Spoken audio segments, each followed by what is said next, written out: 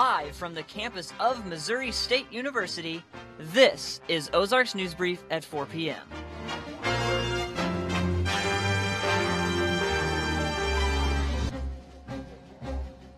New information today on the 24-hour standoff that happened Sunday night into Monday morning. Hello and welcome to Ozarks News Brief at 4 p.m.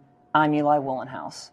It's the standoff that ended with 51-year-old William R. Williams killing his son and daughter and then himself at Lakeshore Apartments in southwest Springfield. Police say they arrived after they were called by a resident and set up a perimeter around the armed man's apartment soon after. Around noon, law enforcement activity picked up but quickly died back down. By 5 p.m., a bomb squad robot worked its way toward the apartment. Witnesses say they heard two loud bangs around 6:30 and again at 7, although police say they are not certain it was from gunshots. The latest reports say the officials believe the two children were already dead before the standoff began.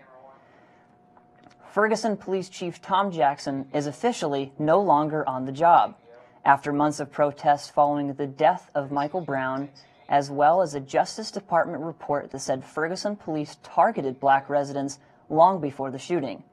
Jackson announced his resignation last week, effective today. Lieutenant Colonel Al Eichhoff is now the interim chief, while the city conducts a nationwide search for a permanent replacement. An honor student in Virginia was slammed into the ground and bloodied during an arrest. The struggle between the student and alcohol control agents caught on camera. Now, video of the arrest and the student's injuries prompted the governor of Virginia to get involved. Mary Maloney shows us the graphic and somewhat disturbing video. The special agents seen in the video are on administrative duty pending the outcome of the investigation. Monday, jurors in the trial of Dzhokhar Tsarnaev got an up-close look at the boat he was found in after the Boston Marathon bombings. This is video of the boat being moved from a storage facility to a building closer to the courthouse in South Boston. The boat was wrapped in white plastic and taken by truck overnight Monday in a convoy.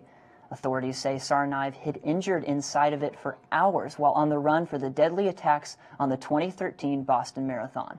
Today, jurors, two at a time, climbed aboard a forklift to see for themselves Tsarnaev's hiding place while he watched with his attorneys. According to the Springfield News Leader, whose journalists were recently able to tour the facility, the long-awaited Wonders of Wildlife exhibit finally has a completion date. After 7 years of renovation, the renamed America's Wildlife Museum and Aquarium is set to open in March 2016. Featuring exciting exhibits like the Shipwreck Gallery and a mile-long journey through different water environments, it is projected to enhance tourism and bring millions of people to Springfield. Straight ahead on Ozarks News Brief at 4, Kelsey Burton will walk us through what to expect from the weather in the upcoming week. Will you need your sandals or your winter coat? She'll have your answers next.